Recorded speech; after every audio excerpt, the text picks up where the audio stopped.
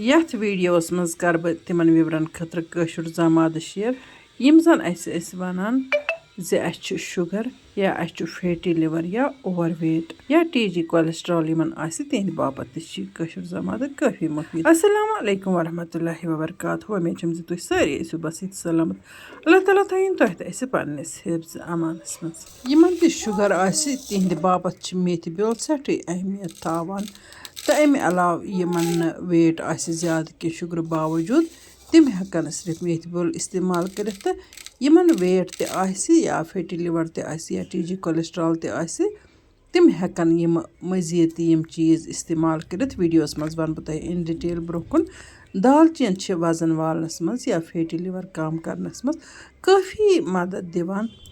यह जुर तिहंद बापत काफ़ी मुफीद यमन ओवरवेट आसि।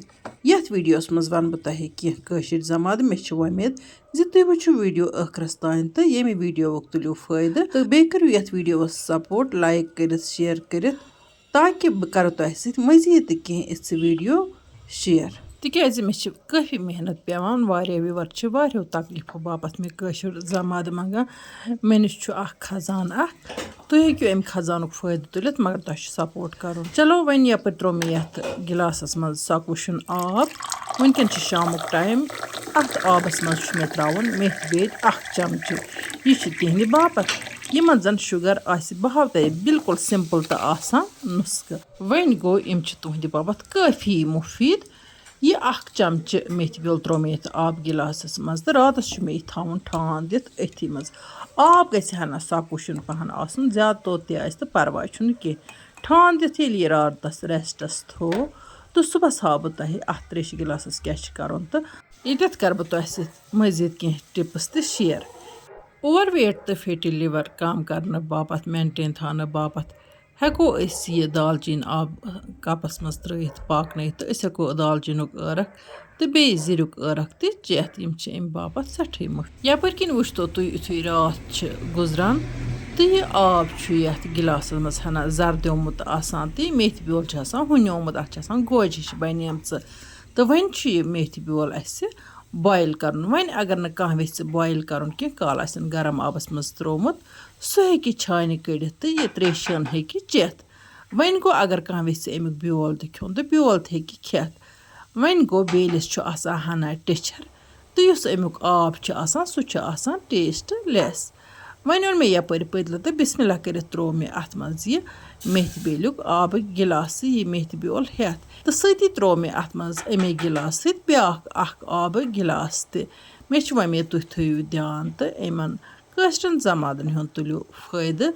वन यह ग्रकनाउन अत 1-2 मिनटन ग्रक दिन। ग्रक दिन पत यह अस छान कड़ुन तो अमुक युस बेल नेर सह हेको तथ सिनिस मज इस्तेमाल कर दोहले रनो यानी कि बेल छुन जाय षुन कर तो युस अमुक शीर नेर यह चोन। वन अगर तुम हेक्यो बेल तो खेत तो खे तो अत परवाह कह। बिस्मिल्लाह कर फिर मे यपर किन यह अमे मेथी बेलुक ٲरक यथ प्यालस मज तुम वुचान बिल्कुल बसान कहव तो यह टेस्ट लेस। अत मज कहें तह मजीद मिलावट करने जरूरत। युथु तुह यह कहव चेयू अमे मेथी बेलुक तुह बास पन्निस पानस मज काफ़ी राहत यानी कि तुह करू आराम हिं महसूस। आजूर सल्लल्लाहु अलैहि वसल्लम फरमोमुत जे अगर मेथी हुंद राज लुकन पता लगे तो अत मेथी गछि तूता कीमत इत कन सोनस कीमत आसान। अतन यह कथ तरह फिक्र जे यह शुगर योत मेंटेन थावान शुगर अस करान कंट्रोल बल्कि यह सेहत बापत काफ़ी मुफीद। अत मेथी मज वारिया राज। वन गो अक्सर वनकन करान शुगर बापत इस्तेमाल यस शुगर लेवल हाई आसि तमिस रोजान शुगर मेंटेन। यह अमुक बेल युस अत द्राव पाकन तो यह अमुक कहव बिल्कुल यह कहव खाली चुन अत कह खंड माच या कह चीज़ रलावन जरूरत कह यह हल्का फुल्का गसान तो यह इंसान बिल्कुल आराम सान चेत हेकान वन गो युस अथ यह ब्योल नीरान पाक दित अत हना टेचर युस जन इंसान हेक खेत कह हेकान खेत कह हेकान खेत कह इसलिए त्रो तो सिनिस मज अत परवाह कह सिनिस टेस्टी बनावान वन यमन fatty liver overweight TG cholesterol तिहंद बापत यह नुस्ख काफ़ी मुफीद इस बह तह दोयम नुस्ख शेयर कर पतलस मज त्रो मे आब गिलास अख तो यपर मे निमस अदरक बे निमुत ल्योम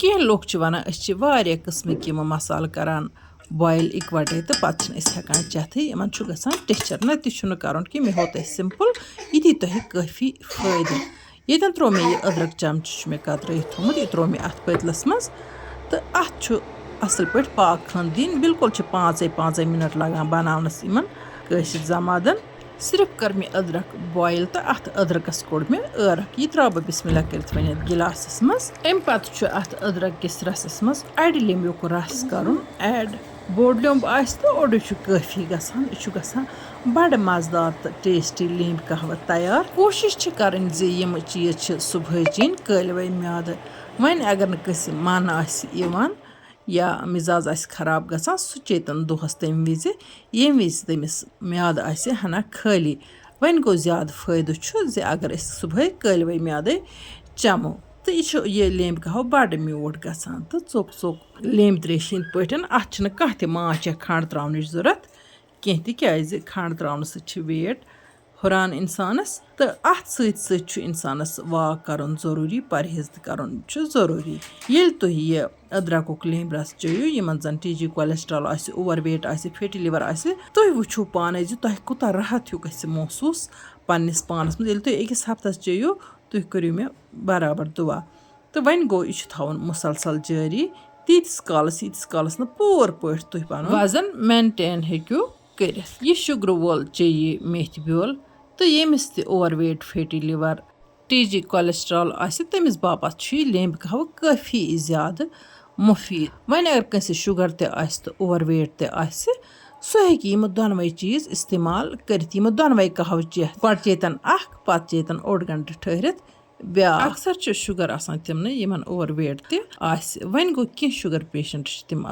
वेट काफ़ी लॉस गोमुत तम चन मेथ ब्योल योत तिमन अदरक चन जरूरत कह दिल वनान मजीद कह नुस्ख कर वन गो पे कहन विवरन ध्यान रोजान या तुम कन्फ्यूज गसान इसलिए गई जी नुस्ख तुम शेयर कर मे उम्मीद तुह अज वीडियो तारीखस मज तो तुम करियो लाइक तो बे करियो बाकी सतन शेयर जान जान कमेंट लिखित बरियो तुह तह जायक आज कश्मीरी किचनस लोल तिथे कन बह तुह लोल छस बरान पन्ने तो बे बाकी फैमिली मेम्बरन हंद सेहतुक काफ़ी ज़्यादा ख्याल थवान बिहो अल्लाह ताला हवाल।